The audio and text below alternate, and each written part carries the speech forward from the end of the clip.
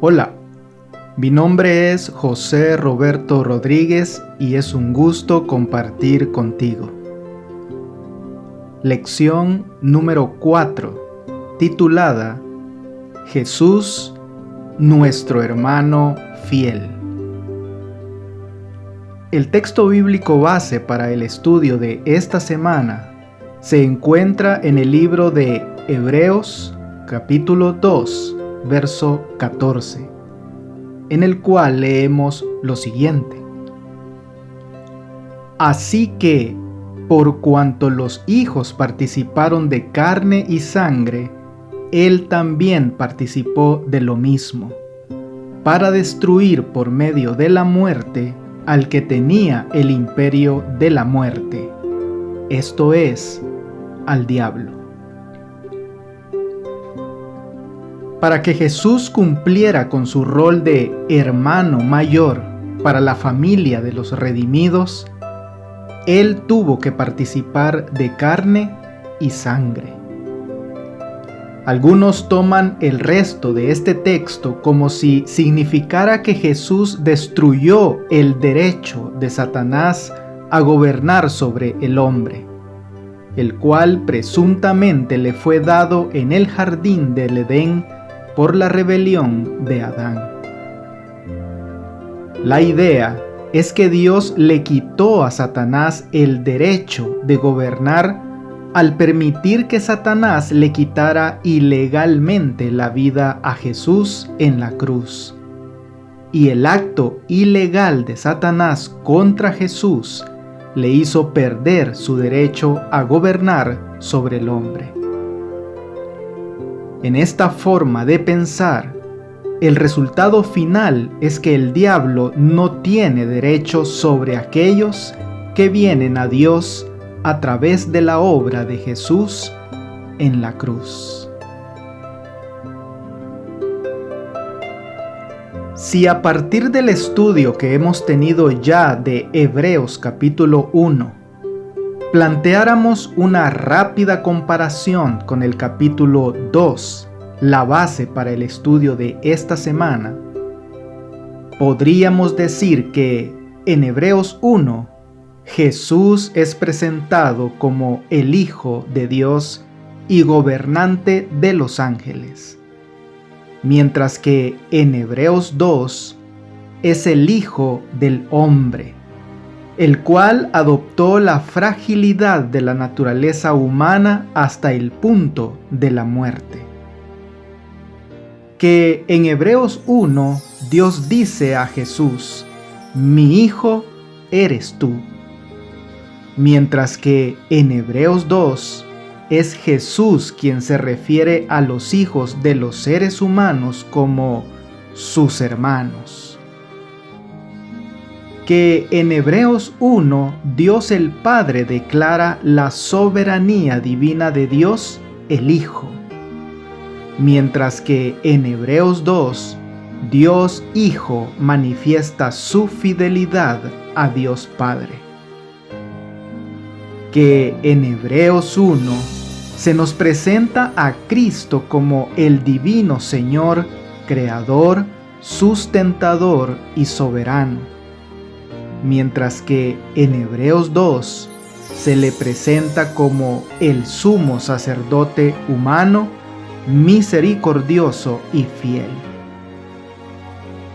Acompáñame en el estudio de esta semana, en la cual, entre otras cosas, analizaremos por qué nos es necesario aprender a experimentar de una manera mucho más profunda esa estrecha cercanía del Hijo de Dios con nosotros, sus criaturas. Y además, lo importante que resulta que aprendamos a soportar las tragedias de la vida, pero al mismo tiempo recibir esperanza y seguridad del Señor, quien nos ha revelado su amor por medio de su Hijo. En el libro de Levítico, y más específicamente en el capítulo 25, encontramos las que fueron establecidas como las normas relativas a la redención de la propiedad. Pero antes de declararlas, se hace énfasis en un punto muy importante, registrado en Levítico capítulo 25, verso 23. La tierra no se venderá a perpetuidad, porque la tierra mía es, pues vosotros forasteros y extranjeros sois para conmigo. Debido a que la tierra prometida pertenecía a Dios en un sentido especial, la tierra podía ser arrendada, pero nunca vendida.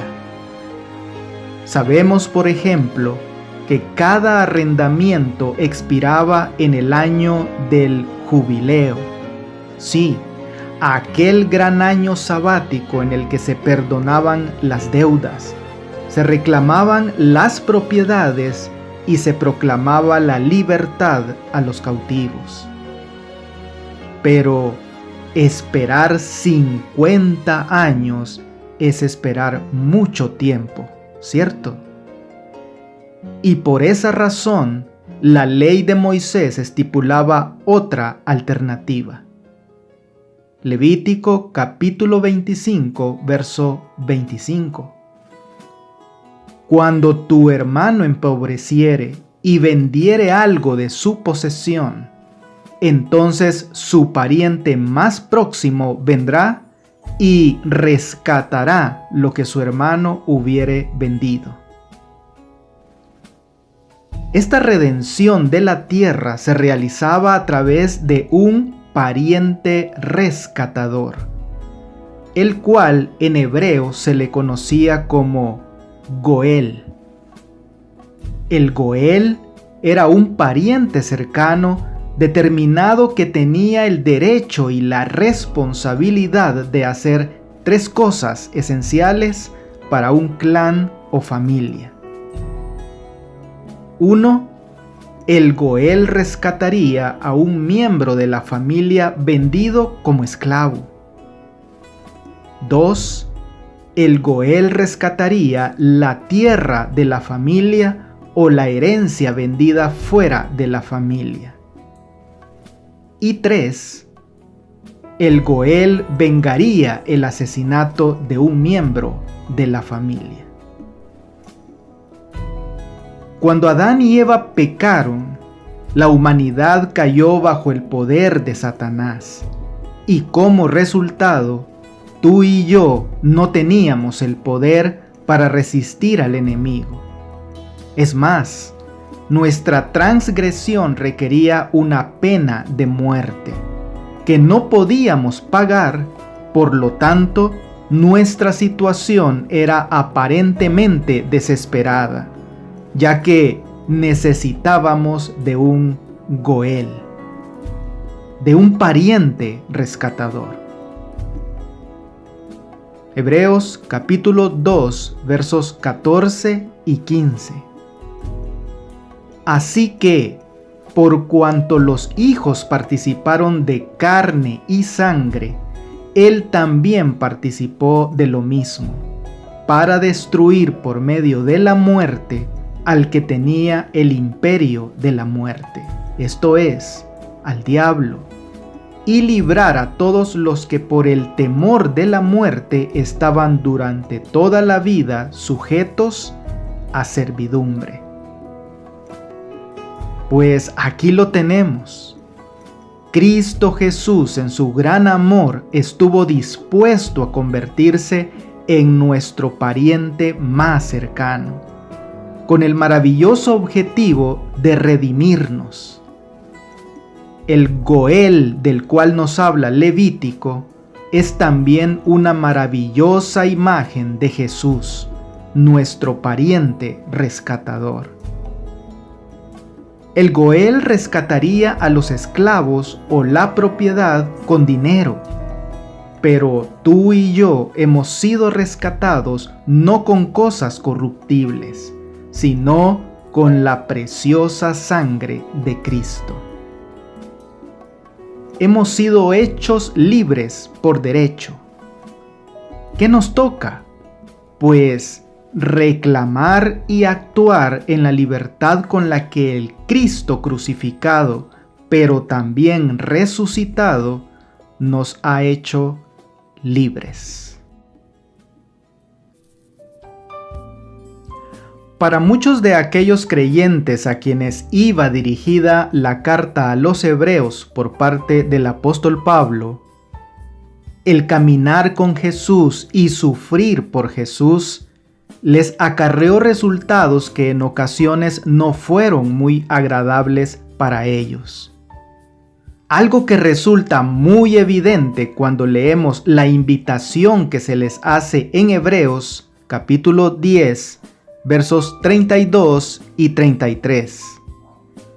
Pero traed a la memoria los días pasados, en los cuales, después de haber sido iluminados, sostuvisteis gran combate de padecimientos.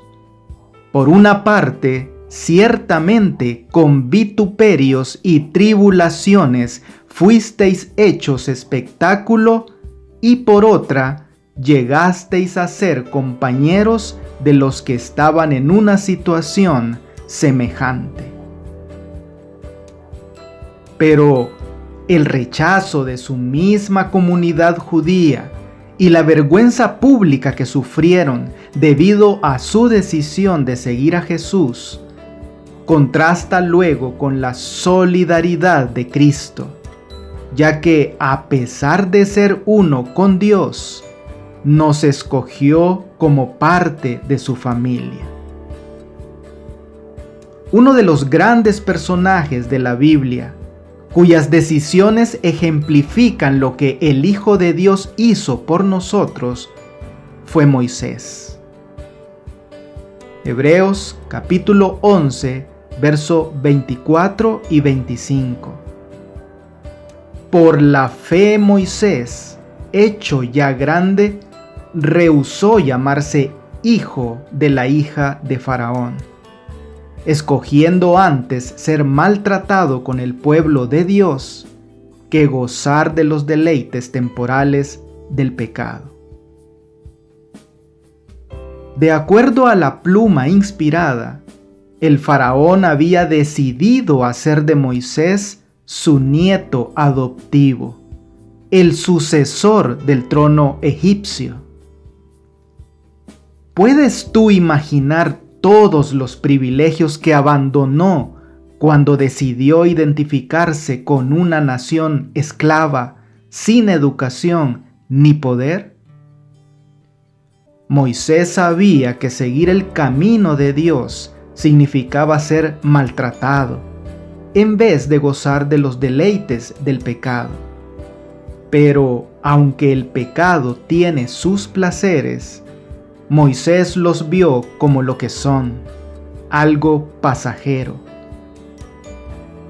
¿Qué fue lo que sucedió en el caso de los lectores de Hebreos?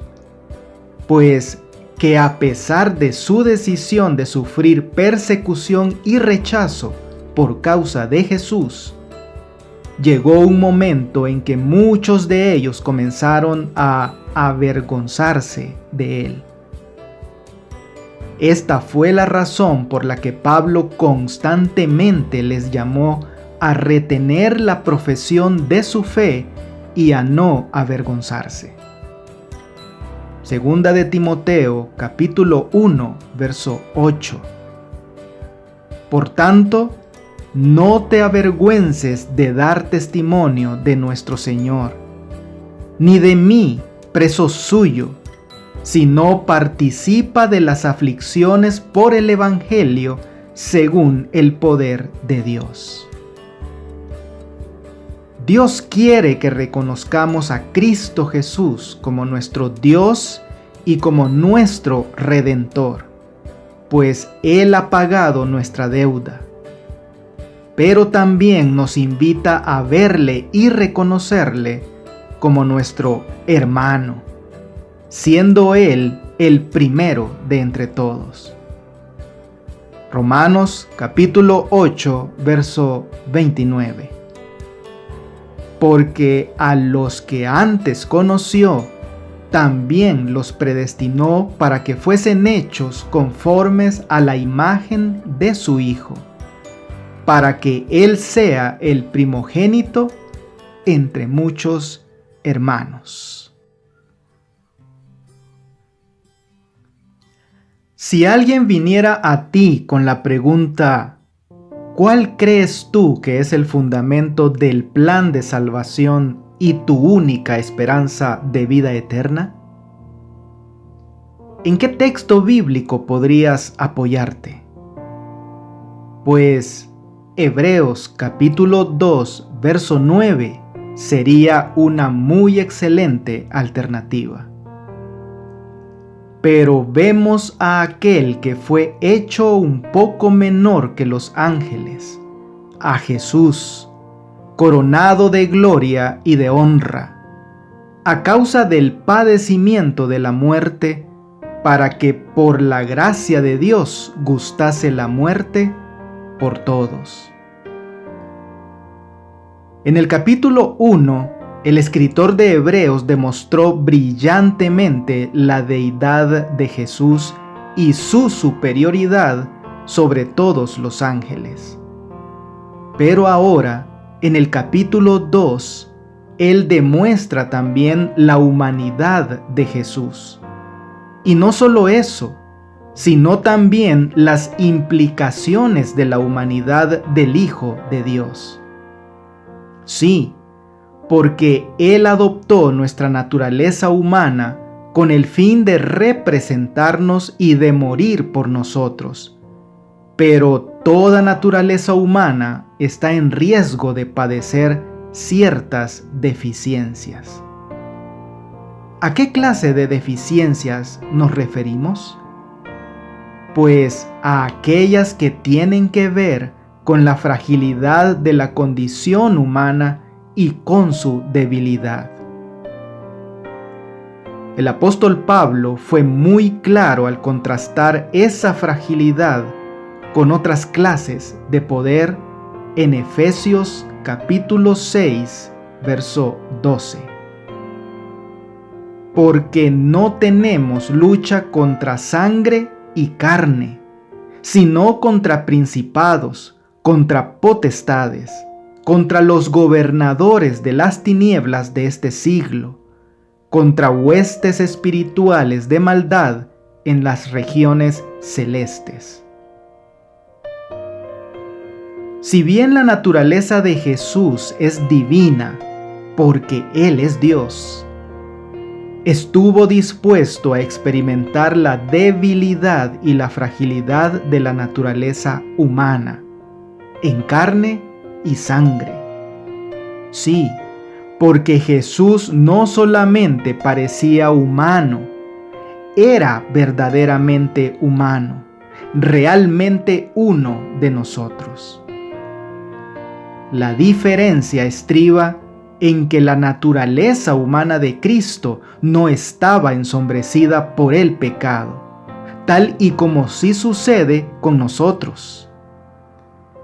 Nuestra naturaleza humana conlleva en muchos casos una falta de entendimiento, lo cual queda en evidencia como cuando en aquella ocasión Simón Pedro dijo a Jesús: «Tú eres el Cristo, el Hijo del Dios viviente».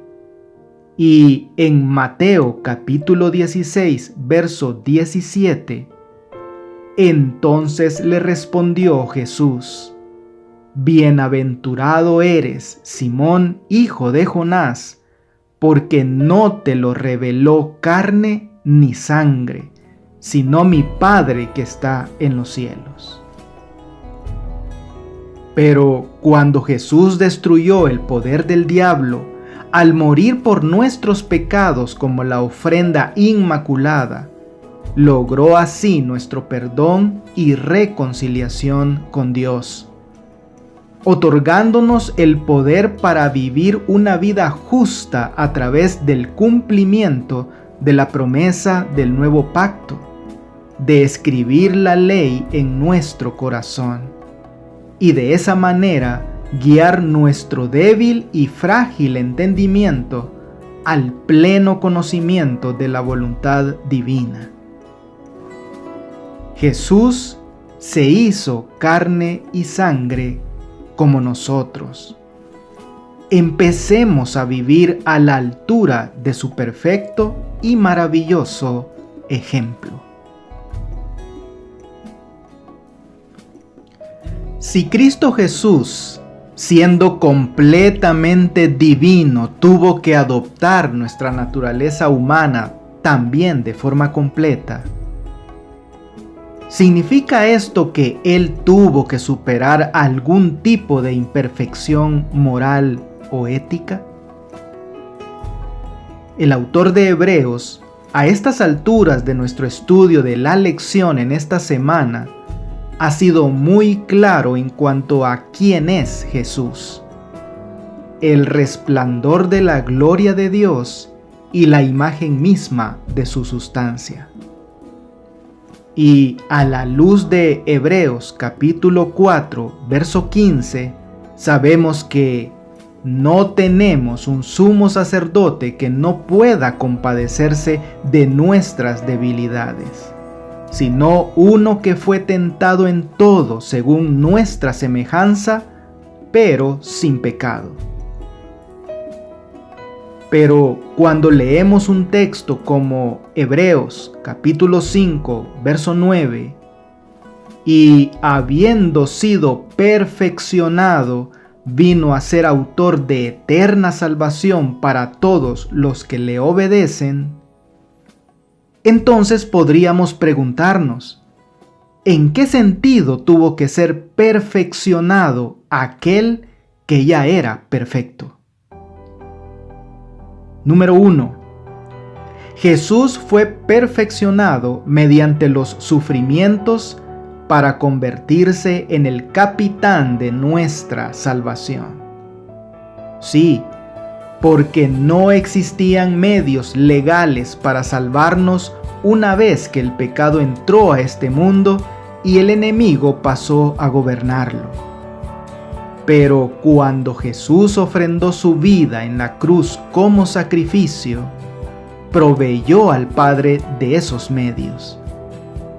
Y por eso leemos en Hebreos capítulo 2, verso 10, porque convenía a aquel por cuya causa son todas las cosas, y por quien todas las cosas subsisten, que habiendo de llevar muchos hijos a la gloria, perfeccionase por aflicciones al autor de la salvación de ellos. Número 2. Jesús fue perfeccionado mediante los sufrimientos para aprender la obediencia. Hebreos capítulo 5, verso 8. Y aunque era hijo, por lo que padeció, aprendió la obediencia. Una cosa que Jesús, entronizado en el cielo como Dios, no conoce, es la experiencia de la obediencia. ¿Por qué? Porque entronizado en el cielo no obedece a nadie. Todos le obedecen a Él. Jesús no aprendió cómo obedecer. Aprendió lo que implica la obediencia. Jesús aprendió la experiencia de la obediencia y parte de ese aprendizaje fue soportar el sufrimiento. Y número 3, Jesús fue perfeccionado mediante los sufrimientos para revelar así que Él es un sumo sacerdote misericordioso y fiel. Hebreos capítulo 2, versos 17 y 18. Por lo cual debía ser en todo semejante a sus hermanos, para venir a ser misericordioso y fiel sumo sacerdote en lo que a Dios se refiere, para expiar los pecados del pueblo. Pues en cuanto él mismo padeció siendo tentado, es poderoso para socorrer a los que son tentados.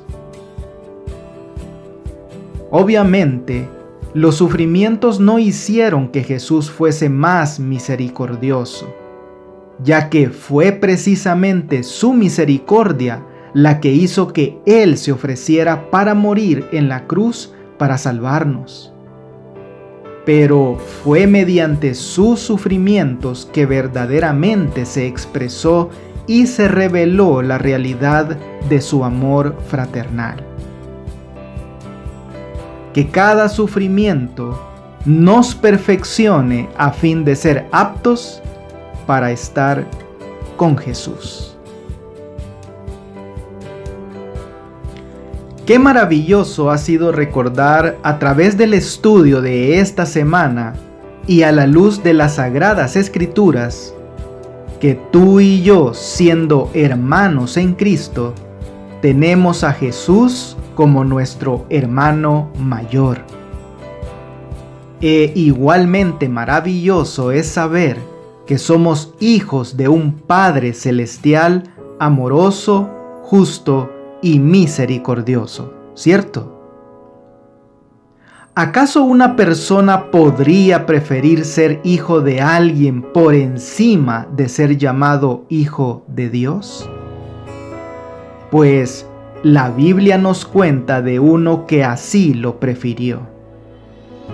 Segunda de Reyes, capítulo 16, verso 7. Entonces Acaz envió embajadores a Tiglat-Pileser, rey de Asiria, diciendo: Yo soy tu siervo y tu hijo. Sube y defiéndeme de mano del rey de Siria y de mano del rey de Israel que se han levantado contra mí. A Acaz, rey de Judá, Dios le había prometido como hijo de David que le protegería como a su propio hijo. Incluso le había exhortado a que confiara en él y a que pidiera una señal de que lo libraría. Sin embargo, Acaz no solo se negó a pedir una señal, sino que envió mensajeros al rey de Asiria diciendo que prefería ser hijo de Tiglat-Pileser antes que de Dios. Una falta de confianza y una falta de fe que contrasta con la depositada por Jesús en Dios su Padre y en su promesa de que pondría a sus enemigos debajo de sus pies. La vida cristiana es una carrera que debemos correr y se nos invita a hacerlo de la manera correcta. Hebreos capítulo 12, verso 1. Por tanto, nosotros también, teniendo en derredor nuestro tan grande nube de testigos, despojémonos de todo peso y del pecado que nos asedia, y corramos con paciencia la carrera que tenemos por delante. Así es, amigo. Así es, amiga. Dios ha puesto ante ti y cada uno de nosotros una carrera, y la paciencia es necesaria para correrla. ¿Por qué? Porque esto requerirá esfuerzo y compromiso. Ser pasivo nunca gana una carrera. Dios quiere que la corramos y que la terminemos bien. Pero a continuación tenemos otra invitación no menos importante. Hebreos capítulo 12, verso 2. Puestos los ojos en Jesús, el autor y consumador de la fe, el cual por el gozo puesto delante de él sufrió la cruz, menospreciando el oprobio, y se sentó a la diestra del trono de Dios.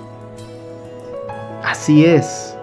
Jesús no solamente es el autor de nuestra fe, Él también es el consumador de ella. La palabra griega archegos, utilizada para autor, también se traduce como iniciador.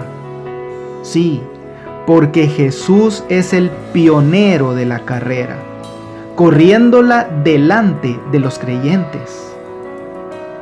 Y por otro lado, la palabra consumador o perfeccionador nos enseña que Jesús es quien perfeccionó el arte de vivir por la fe. Dios prometió a su Hijo poner a sus enemigos debajo de sus pies. Él nos ha hecho la misma promesa a nosotros y debemos creerle como lo hizo Jesús. Muy bien, sinteticemos algunas ideas que nos ha dejado esta preciosa lección.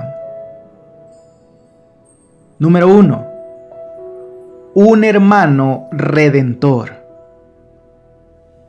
Si Dios nos perdonara sin el debido pago, como si el pecado fuese algo insignificante cuando en realidad es una ofensa ante Dios, Él traicionaría su propia gloria. Dios, quien no debe misericordia, en su misericordia se propuso salvarnos para alabanza de su gracia, pero sin pasar por alto su justicia. Y por tal motivo envió a su Hijo para que Él pagase lo que solo Él podía pagar y así nos hiciera suyos. Cristo fue la propiciación por nuestros pecados. En otras palabras, en Él fue descargada toda la ira de Dios que tú y yo merecíamos. Cristo es digno, santo, justo, misericordioso, y nos ha redimido. ¿Qué puede ser más maravilloso que eso? No existe noticia que se le compare. Número 2. ¿Vergüenza? Ninguna. Si alguien estuvo dispuesto a seguir el ejemplo de Jesús, quien no se avergonzó de llamarnos hermanos, ese fue el apóstol Pablo. ¿Cómo podía él ser tan valiente, tan honrado de cosas por las que otros se sentirían avergonzados? Pues, primero, porque él sabía a quién había creído. Pablo conocía al Dios al que servía. Debemos conocer lo que creemos, pero es aún más importante conocer a quién creemos. Cuando sabemos lo grande que es Dios, cuando Dios y su gloria se convierten en la gran verdad en nuestras vidas, entonces tenemos verdadera valentía. Pablo le entregó su vida a Jesús y sabía que Jesús era completamente capaz de guardarla. ¿Lo sabemos tú y yo? Y número 3. Paciencia, paciencia. En la Biblia, la palabra paciencia se traduce del vocablo griego antiguo upomone, el cual no habla de la clase de paciencia que se sienta y acepta las cosas, sino de la paciencia que domina las cosas. Es una determinación que no apresura, sin embargo no retrasa, la cual avanza firmemente y se niega a ser desviada. Pablo se ve a sí mismo como un corredor que tiene una carrera por terminar y nada podría impedir que Pablo terminara la carrera con gozo. En este pasaje, Pablo habla de su carrera, porque él tenía la suya para correr, y nosotros tenemos la nuestra. Dios nos llama a terminarla con gozo, y eso solo sucederá si tenemos paciencia. Amigo y amiga, la pluma inspirada nos termina recordando que, como pueblo, hemos de mantenernos firmes en la plataforma de la verdad eterna que ha resistido la prueba y el examen. Hemos de aferrarnos a las seguras columnas de nuestra fe. Los principios de la verdad que nos ha revelado Dios son nuestro único fundamento verdadero. Nos han hecho lo que somos. El tiempo transcurrido no ha disminuido su valor. Que Dios te bendiga. No olvides apoyar este ministerio suscribiéndote a mi canal de YouTube. Con esto tendrás acceso a un video resumen completamente ilustrado y animado de la lección de escuela sabática para adultos al inicio de cada semana. Espero tus likes y tus comentarios de la lección. Bendiciones.